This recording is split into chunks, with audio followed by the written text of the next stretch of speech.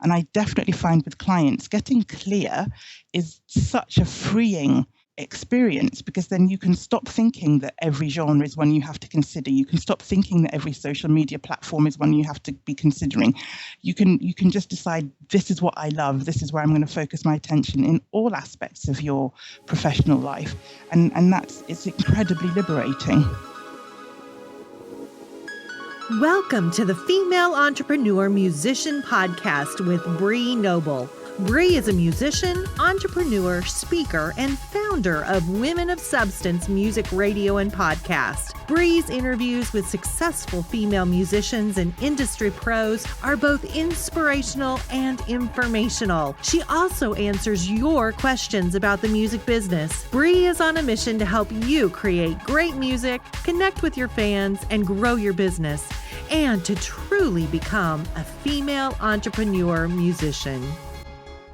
Hey, this is Bree Noble. Thanks so much for tuning into the Female Entrepreneur Musician Podcast, where we talk about how to make great music, how to connect with your audience, and how to grow your business. We have got an amazing episode today, probably one of the best that we've ever done. And I remember saying that during the interview, which I don't say very often.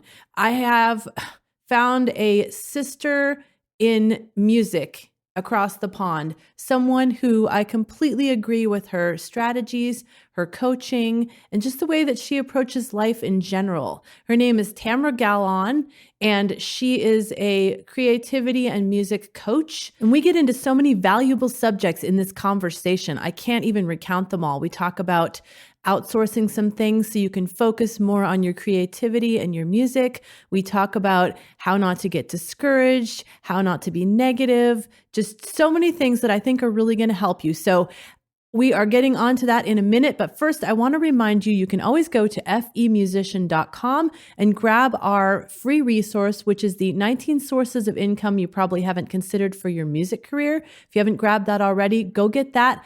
Or you can actually get it by text. So I'm going to give you the phone number that you will text it to right now, and then you can respond to that and get the free resource. That number is 678-506-7543. That's 678-506-7543. And if you text the letters FEM, that's for female entrepreneur musician, just text the letters FEM all together to that phone number, then we will get you your copy of the resource guide. Again, I want to remind you about giving us a written review on iTunes so you can be entered to win the 1 month of the Female Musician Academy. So if you don't know how to review us on iTunes, just shoot me an email at bree@femusician.com and I'll give you instructions. And now to my super compelling interview with Tamara Gal-on. Here's some information about her. Tamara Gal-on is an intuitive coach working with higher conscious and heart-led women in the music industry, helping them find their sweet spot in joyfully creating an ideal music life. Tamara has been working with musicians, artists, songwriters, and women who've been working behind the scenes in the music business since 2007. She's worked with organizations from EMI to Warner Chappell Music Publishing, to the music export offices of Finland and Iceland, to the UK's Royal Opera House. She also loves working with independent artists and music business freelancers. So here's my interview with Tamara Gal-on. So that's a little bit about Tamara Gal-on. So Tamara, is there anything that's not in your bio that's a little more personal that you want to share with our audience? That's a good question. I would love people to know that even though I've worked with some really big organizations, I love working with people at any point in the music industry, whether it's behind the scenes or whether it's on the stage in any form. I'm very versatile in that sense. So I work with people in literally any part of the music industry. If the music industry is somewhere where you're working, then I'm interested in you. That's cool. So how did you get started in music or the music industry or creative pursuits in general? Well, creative pursuits in general, I started as a coach in 2003 in my business, and I was trying to work out what my niche was going to be. And someone very intelligently said to me, sometimes you can work out your niche by just seeing who your clients are and then you can see a theme. And every single one of my clients at that time, even though I was just starting, was a creative person. So it seemed to me that obviously that's who I was attracting. So I decided I wouldn't buck with that system. I would just go with it. And it was an intuitive thing. I think that it just felt right. But the music industry came to me and found me, if you like, in 2007. And it's kind of a funny story insofar as it was the day before, it was my last working day before Christmas. And I'd had an amazingly productive morning and I was hungry. And I thought, if I stop and eat my sandwich in the sitting room, I won't go back to my desk. And I'm in such a good groove, but I am hungry. What can I do to keep me going? So I found a copy of a book that I always found quite inspiring, Ask and It Is Given by Esther and Jerry Hicks. And so whilst I was eating my sandwich, my last day of work Christmas sandwich, I was looking at an exercise and picking one out to kind of keep my mojo going. And just at that moment, I got a phone call from somebody who said, you don't know me, but you've been recommended to me. And I was wondering if you'd like to pitch for a piece of work coaching a group of women in the music industry. And in my head, I'm going, boy, would I? It just sounded absolutely gorgeous to me. And I just had this very strong intuitive sense that I was going to get the job, even though she was asking.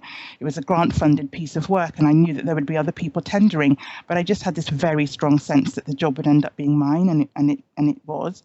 And the women that I got to work with were so extraordinary that at that moment I pretty much decided that's where I wanted to focus my time and my energy moving forwards, and let go of the various other creative industries that I'd also been working with. That was just, it was such an amazing experience. I really just wanted to focus on the music industry after that. I think that moment is so cool because, when you're growing up and you go to college and nobody tells you that you might have a point where you realize what you're really good at and you can actually choose. Yeah. Like they make you feel like, you kind of have to take what's given to you and you can start to actually choose and, be specific about who you want to work with. Like I work with female artists only. Yes. And I know some men say, why are you discriminating? But I'm not discriminating. I'm just choosing who I want my clients to be and who I enjoy working with. Exactly. Because and that's obviously what you did. It is. It absolutely is. And I actually do work with guys and I work with people outside of the music industry, but those people come find me because I'm an energetic connection, but I'm not looking for them. And that makes my life so much easier because it's just simple. I know who I'm looking for. I know who my ideal client is. But if an amazing person comes to me and says, I just love your work, would you consider working with me? Of course I would, because it's a personal thing, just in the same way that every woman in the music industry isn't necessarily my ideal client. But yes, it is a gorgeous moment when you just think, this is my ideal. This is what I want. I just want more of this. And I definitely find with clients, getting clear is such a freeing experience because then you can stop thinking that every genre is one you have to consider. You can stop thinking that every social media platform is one you have to be considering. You can just decide, this is what I love. This is where I'm going to focus my attention in all aspects of your professional life. And it's incredibly liberating. Yeah, and it's incredibly focusing too, because otherwise you're just like, oh my gosh, I have to do this, I have to do this, I have to do this, and you just get overwhelmed and you end up doing nothing. Absolutely. I see that a lot with musicians. They think they need to be everywhere and do everything, and then they just kind of give up. Yeah, well, that's the myth of the DIY, isn't it? The do it yourself, do it all alone, that rugged individual who's going to triumph. And one of the things I love doing with my clients and in my magazine as well a little bit is myth busting, these ideas of people who are an overnight success, that's a classic myth. But I also think in recent times, since the digital revolution in music, there's been this myth that's grown about being able to do things completely by yourself, which I think is largely untrue. And so far as even if you are doing all of the nuts and bolts of your professional music life yourself, you still need support. You still need someone to listen to you when it's all gone horribly wrong and you've got to pick the pieces up and start again with a project or whatever. But this myth that people are out there really just doing it all by themselves and making a really good living, I think is a bit pernicious. It's a bit difficult because you then think that you really do have to do it all by yourself.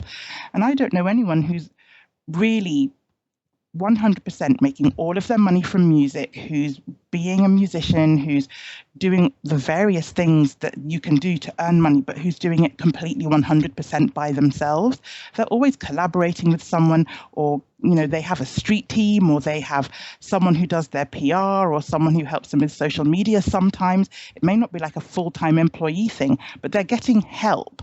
And so, from my perspective, it's that myth is so harmful, because if you're really trying to get going, if you think you have to do everything by yourself because other people are doing that, give yourself a pat on the back for having done everything by yourself up until now, and then decide you're going to find someone else to play with, because that's a long road to hoe doing it completely by yourself in the music industry. Oh yeah, I think you'll get completely burned out if you try to do that very quickly.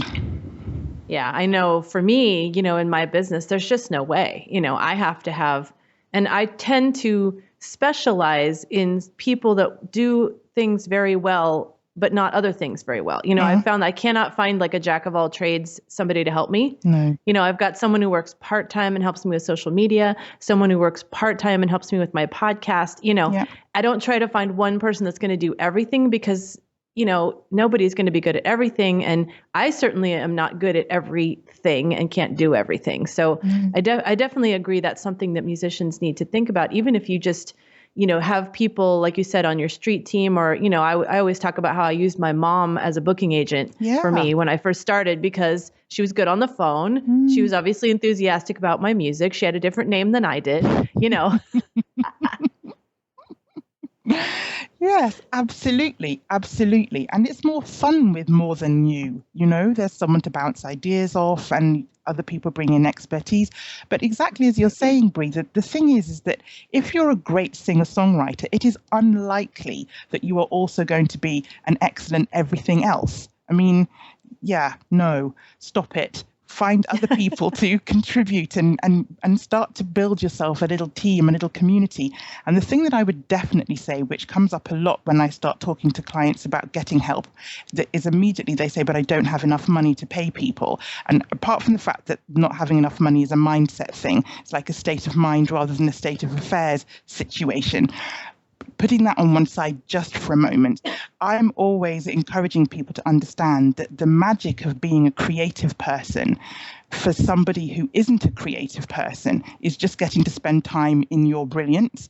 So I'm always delighted when people come back and say, hey, I asked my friend, sister, colleague, whatever, if they would help me, and they were delighted to help me. And this is the thing. People love to help creative people. People love to help musicians because they just want a little bit of that creative stardust to rub off on them. Even if you're not super famous, that's not the point at all. The point is that you're this creative person leading this interesting life where you've staked your claim to doing something that you love for a living. So you're already leading the charge for a lot of people and having a very cool life. And they're going to want to help you. So don't be afraid to ask somebody to help you, even if it's an exchange of, I don't know what, babysitting or dog walking for social media. Get other people involved, because it's just funner. It's just more fun, and you're going to be way more productive when you're not pretending to be good at everything. That's so true. And I mean, you can even do a little bartering, like you said, or, trade for some merch or some CDs or, I know when I first started this business, I traded some artists for some advertising, and then they helped me with some social media and stuff like that because I couldn't afford to pay somebody at the beginning. Exactly. There's always something that you have, always something to offer. And if you don't know what that is, ask the person, Don't be afraid to have a really open, vulnerable conversation. Say, I would love to get your help. I can't afford to pay you, but I really want to remunerate you because I value your expertise or your time. What can I give you? What would you like? The other person will tell you. They'll tell you. They always will tell you. Seriously, if they want to help you, they will tell you what it is that you have that they want without fail. It's true. And another thing about, outsourcing some of the stuff that you shouldn't be doing is you could probably make up any money that you did have to spend on that by doing one extra gig a month. Hello. And think of all the time that you would have freed up to do that. Exactly. And you'd be doing what you love and what you're good at and your zone of genius, right? Precisely. And that's why I say, not having enough money is a state of mind, not a state of affairs. If you decide that you're going to have a thing and you put your mind to, how do I get one extra gig to pay for that thing? It will come. It will come. It always does. Because making a decision, I'm going to have this. I want some help with my social media, or I want some help with whatever it is you need to find some money to pay somebody for. Once you've actually decided I'm having this, not, oh my goodness, I can't have this, and then spending lots of time focusing on the money you don't have. As soon as you make that decision and you start looking around for that one more gig or that 2 gigs, you start to really understand that you are in control of your destiny. You are in control of your money. It is you. You're not waiting for the universe to conspire in your favor on that particular Thursday in July. You know, it's absolutely a thing where you can just decide, okay, I'm going to empower myself. What do I need? And then decide and move forwards. Very, very true. I've definitely experienced that. So I want to focus on one thing you said a little bit earlier about not doing it alone and having support. And I know for me, I definitely always have some kind of business coach going on in the background. Yes. And I think we all need that. Yes. So I want to ask, did you have a mentor, as you were coming up? Yeah, I have always, the 2 decisions I made for myself when I set up my business in October of 2003 was that I would always have an accountant, because man, do I suck at filling in forms. And the money stuff, still hot button for me, in terms of tax and stuff, and I don't want to get it wrong. So I've always had an accountant. And I've always had a coach, because for me, I know that if I don't have someone to be accountable to, or to someone to pick me up when I've, tried something and it didn't work out quite how I wanted, or when I know that I'm playing a bit small and I need to go bigger, I need to have somebody there who knows me, who's, come on, Tamara, you can get this done. And so, yes, I've had many amazing people pass through my business life in the 13 years that I've been coaching. And I would say that I've learned things from all of them. But I think more than anything that, the biggest thing I think I've ever learned is that you haven't failed until you quit. I think that's the thing that I've always that I've seen in people who are that little further step ahead of me in their coaching career, or a lot further ahead than me, is that they've always had those moments where it just feels like everything is too much. You've taken on too much, or you just, circumstances have completely radically changed on you, like you've had children, or you've just moved to an entirely new town, and everything feels very, very different and maybe difficult or impossible. But then that moment where you think, I am not quitting, because if I quit, then I failed. But, the fact that I've done nothing for a month or 6 weeks whilst I've sorted this out, that's okay. I forgive myself. I'm moving on. And I think that's the thing that I've always seen, is that everyone who is ahead of you has had a tough time that they've just refused to quit over. For sure. And I think it really helps to hear that from them, because sometimes we're not able to tell ourselves that. So like, it's going to be okay. Yeah. And you see that they've been through that and they've gotten through it. Yeah, absolutely. And that's really, really necessary. And then you need them on the other side to push you. Yes. When you're being lazy, when you're, like you said, thinking small. Yeah, feeling scared, which is, this is the thing. I mean, I've got 2 smallish children, one a 6-year-old and one who's 3. And people say, having children it's the biggest journey that you can go on. And I'm here to tell you, it is not the biggest journey you can go on. Making money from doing something that you passionately love, that makes you vulnerable because you risk people's judgment and people looking at you and making decisions about you, that is actually, has been for me anyway, a far bigger journey of self-discovery than parenting. Parenting is a big one. Yes, it is. But seriously, that day when you say, do you know what? I'm going to make a living from my own creativity, from putting the essence of me out there in the world, you set yourself on a path that is just an extraordinary journey of discovery. And there are real low points. There just are inevitably low points. And that's when you already need to have a coach. You don't want to be lying flat on your back on your couch thinking, oh my God, I've never felt like this. And then try and work out who you want to have as a coach. You already need somebody there who's like, come on, it's fine, dust yourself off, it'll all be cool. So yes, obviously I would say that having somebody there for you is important, because I'm a there for you person as my profession. But yeah, the couple of times when I've gone against that idea, I look back and I realized that it was a big mistake. So how do you think it's different working with creatives versus maybe being a business coach or a life coach or something? I think working with creatives is an extraordinary privilege as much as anything else, because you get to work with someone who's being brave. And so for me, it's about respecting that bravery in anything that I'm doing or interacting with my clients, because like I say, they're putting the absolute 100% fundamental essence of themselves out there. And so for me, I feel it's different than working with other people, because when they're having a tough time, when something is a struggle, you can't just brush it off and come up with, well, there's a strategy for that. Sometimes you have to just be a little bit compassionate and understand that someone's really going to have to take a leap to get to the next stage to do that thing. Yeah, for sure. I mean, in the very beginning of my career, I worked with a few people who were like maybe in financial services or something. And those people are resilient because it's not their thing. Nobody sees them. Nobody's looking through a microscope at everything about them. And so for me, working with creatives is this extraordinary opportunity to see somebody being brave every day.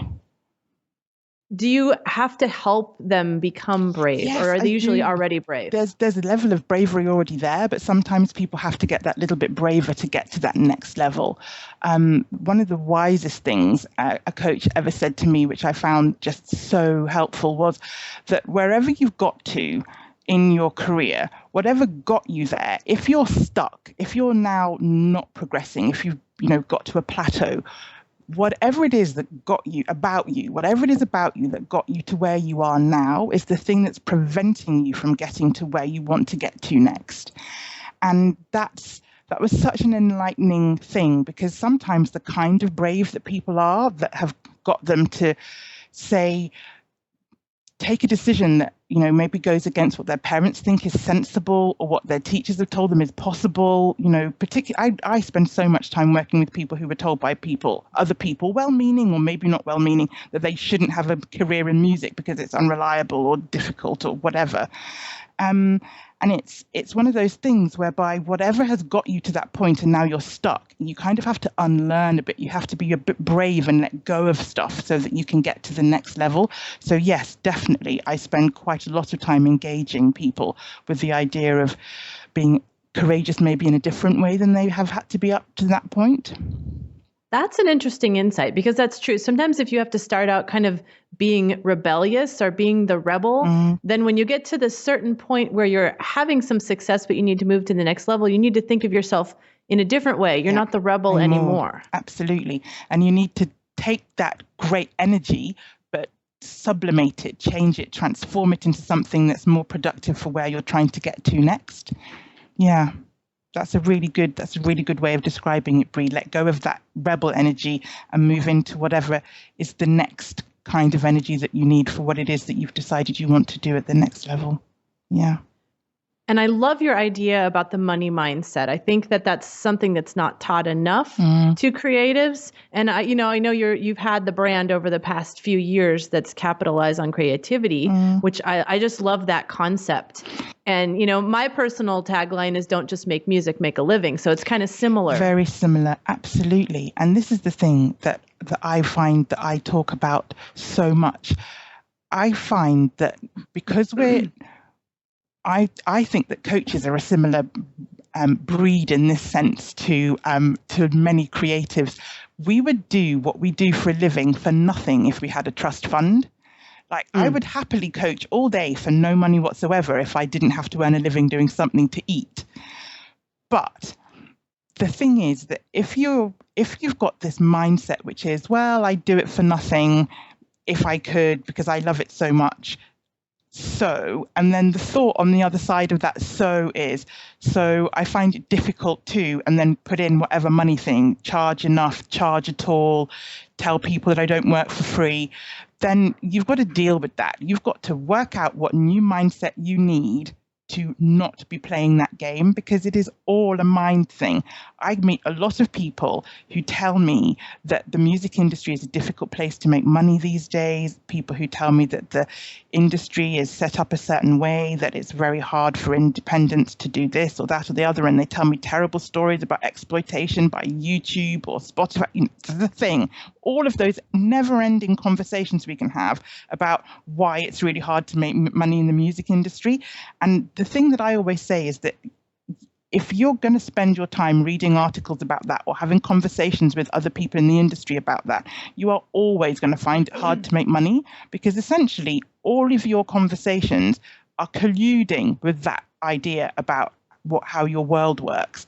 As soon as you can let go of that and say, but I'm going to make money, I'm going to make good money, I'm going to make enough money, I'm going to make the kind of money I need to live the kind of life I want to lead, you can start asking better questions. You can stop feeling like you're a victim, because not having enough money is not a state of affairs. Not having enough money is not the fault of the wider industry. It's not the fault of big tech companies manipulating or exploiting musicians.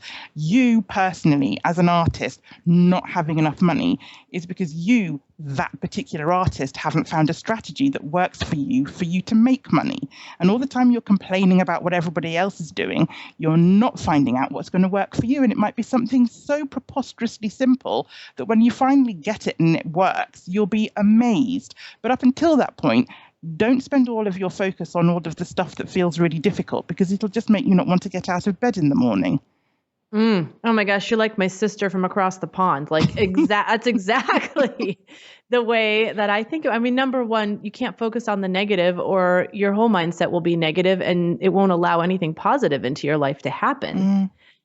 And secondly, like you said, if you're focusing all the time on trying to do this a certain way, and you can't do it, then you're not spending the time figuring out the way to actually do it. Yeah. And the way you do it is maybe a little different from, the path that some other people have taken. I know that was true for me as an independent musician. Yeah. I tried for 10 years to do what I thought was the way to do it, and it was not the way for me. Yeah. I had to figure out my way. Absolutely. And I had to give up that other thing before I could actually focus on doing it my way and figuring out what that was. Absolutely. Absolutely. And I mean, my advice when I'm working with artists and they're struggling with this is to understand that as human beings, we achieve anything that we achieve through dialogue, through conversations. Anything and everything that we do will have happened one way or another, whether it's a verbal conversation or it's typed out into emails. One way or another, we will achieve anything we achieve through conversations. And if 90% of your conversations are negative conversations, what could you possibly be achieving? What could you possibly be achieving? 90% of nothing at all. Whereas if in actual fact, 90% of your conversations are positive about what you're going to create, about what you're going to try, asking people, can you tell me, can you help me, what do you suggest? You're much more likely to be creating something that you like the look of. And if you know that you do this, if you know that you get up in the morning and you open up whatever kind of connection to the internet you have and start feasting on miserable stories about how Spotify is the devil, or then call up a friend or sit in a coffee place and talk about how this booker or that venue or whatever is wrong and bad, and really you will never get where you're trying to go, because what are you creating? Nothing at all. There is nothing there. There's no vitamins in any of that. And so I know that one of the things that some of my clients really struggle with is having to let go of people who will not let go of the negativity, because they're so in it and it feels so real to them and they feel so victimized and they will not let it go. And ultimately, those people are poisoning the water for you as well, because it's so hard to just keep going in the face of those kinds of never-ending conversations. But the same is true, absolutely true, of all newspaper articles, online articles, blog articles, anybody at all writing about the music industry, but they're telling you why it's all bad. Please don't read them. Walk away. Walk away. There is nothing to see here. There is nothing for you in reading it. Nothing at all. Thank you. Amen. I just don't like seeing these things that say, 5 reasons why you're not making money. You see these kind of articles, right? Hello. I'd rather write something like 3 things you can do right now to advance your career. That's the kind of thing I want to put out there. Me too. Ugh. Yep. So why do you think most people fail? Like, why do they give up?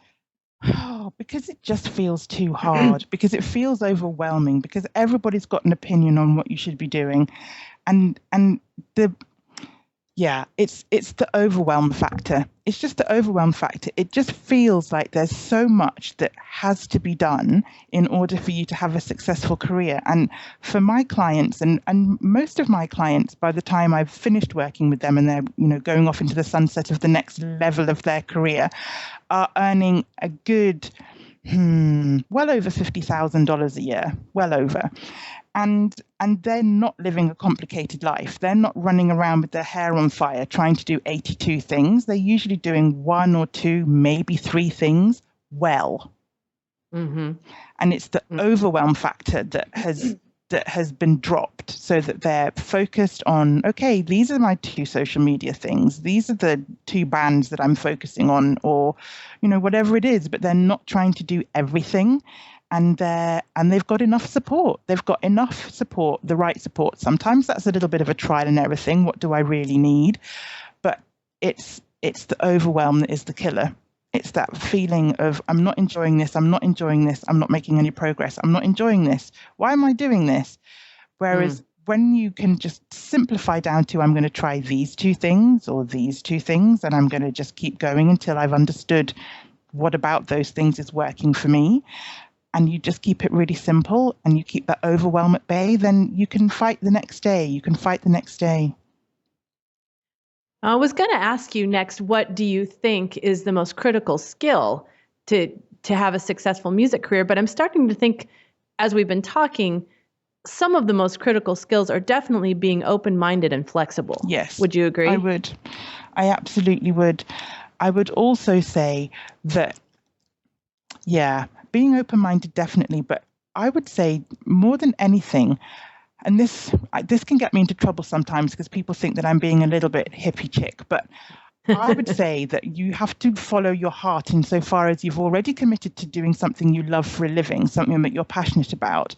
But if the way that that's showing up for you isn't something that you love, there's something wrong. So if you're not playing in the kind of places that you really enjoy, or if you're not playing with the kind of people that you really enjoy, if you're not playing the kind of music that you really enjoy, go back to the beginning, go back to basics and discover what it is that you would love to be doing every day, and then find a way to make that work. Because I find a lot of people, particularly when they're talented, attract lots of other people who want to engage with their talent. And I don't mean in an exploitative way. It's just attractive. It's an amazing thing. And they find themselves in bands or doing collaborations or projects that they don't love, but they feel like they're obliged to say yes because it's an opportunity or whatever. And I'm always like, no, go back to the beginning. What do you most love? What does your ideal day being you look like? What are you actually engaged in doing? And then do that. So yes, be flexible about how you get that to happen. Absolutely be open-minded about how you get that to happen. But at the very heart, be really clear who you are and what you're trying to express in the world. And don't let people push you off track. There's possibly no ill intent in them pushing you off track. They just want some of your talent for themselves. They want to engage with you. They love what you're doing, but you have to be the person who says, this is what I'm doing. This is where I'm aiming to get to, and to stay single-minded. But yes, you have to be flexible in how you get there. Absolutely.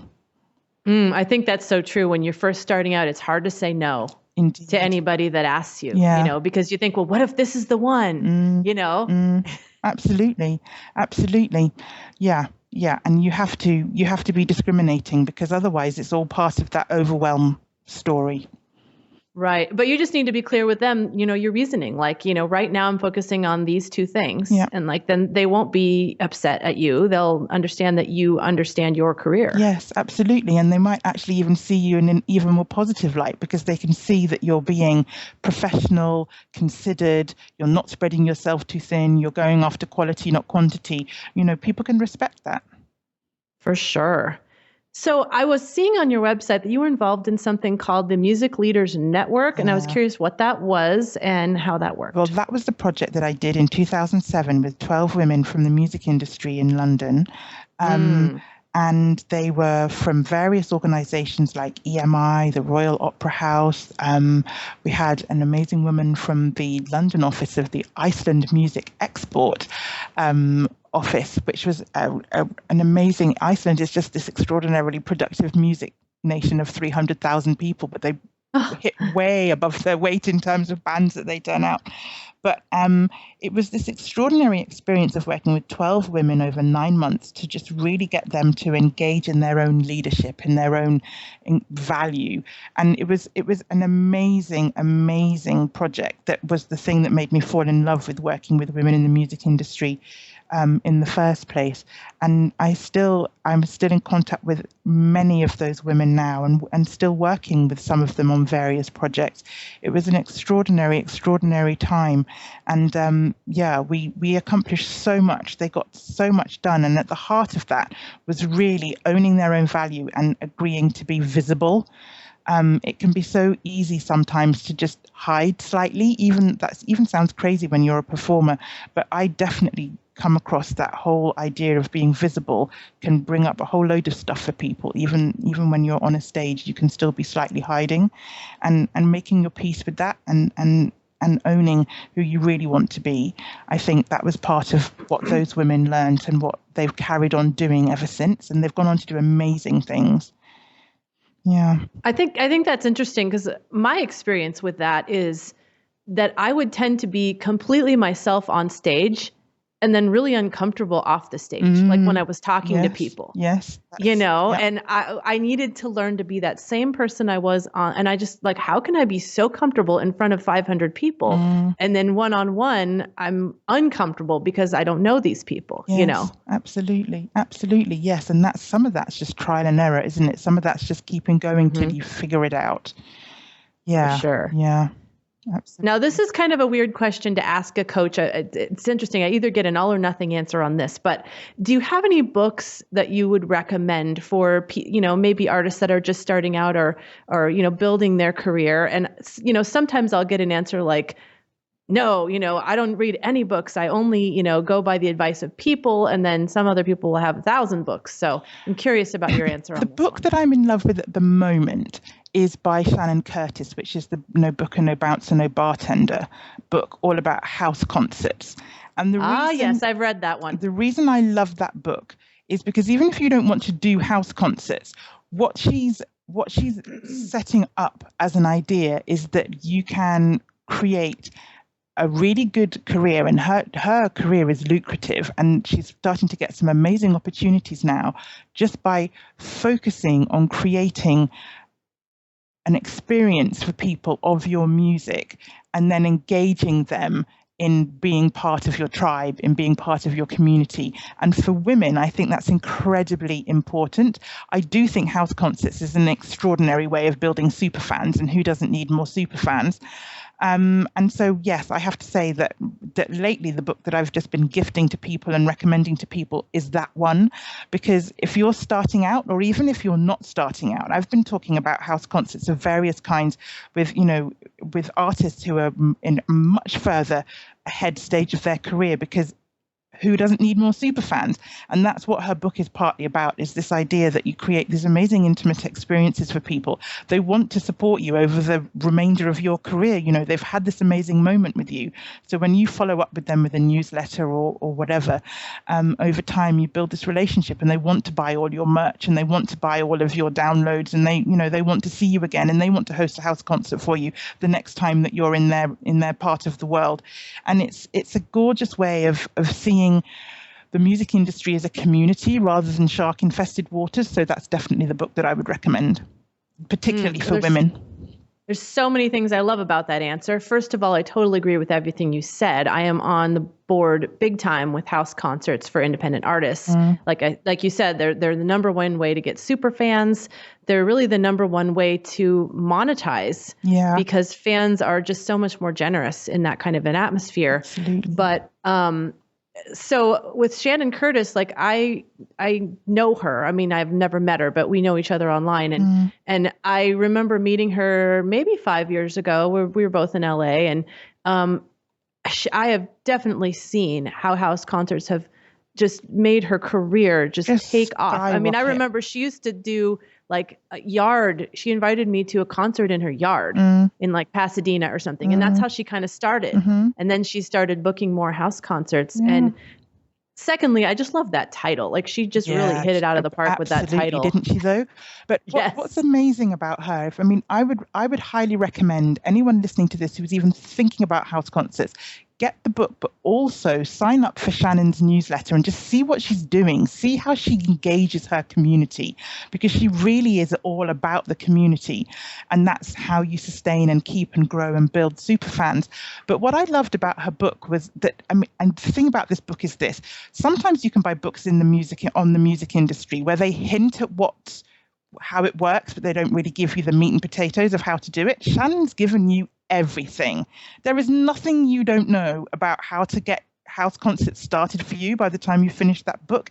It's an incredibly generous book, but she's also generous when she's explaining stuff and just telling you how she's doing her thing in the world. And it's gorgeous. And she just starts out with this wonderful way of saying she booked herself into, various gigs on a little tour, and she was doing house concerts to fill in the gaps, to fill in the time between going to more normal, perfectly usual music venues to perform. And what she discovered was that she was making way more money at the house concerts than she was in the normal gigs. And it was at that point that she suddenly realized there was some whole other thing going on. There was this whole other way of monetizing. And for independent artists these days, you shouldn't discount any way of monetizing that might really work for you. But for girls in particular, because we like people, we like making connections with people. It's not that we want to stand like godlike in front of a stadium full of people, although there's nothing wrong with wanting to be a stadium artist at all. But when you're starting out and you really want to make connections with people, house concerts rock. Yes, absolutely. They rock. Yeah, that's a really good idea. Get on Shannon's list and see how she engages, because that's the next step. Once you have engaged with people in a house concert and you get them on your list, then you keep engaging them with them as if you're still there at the house concert. Yeah, and she did this amazing project called Connections this year, where she made a video where she invited fans to just send her little video clips of themselves doing a particular thing in order to create this video. And that went viral. That went up onto Upworthiest and in all kinds of places, because it was community based, and it was she's just awesome at it. Honestly, she's just so good. I can't recommend her highly enough.